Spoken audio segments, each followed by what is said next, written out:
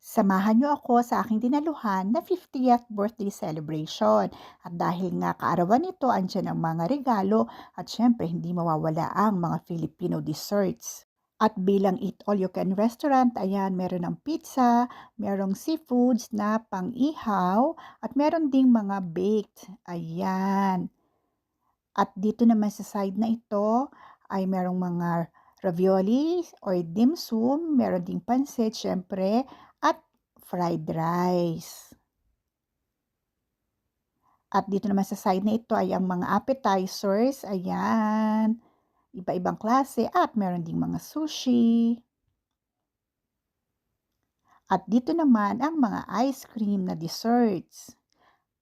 Ayan ang fruits at meron ding mga cakes.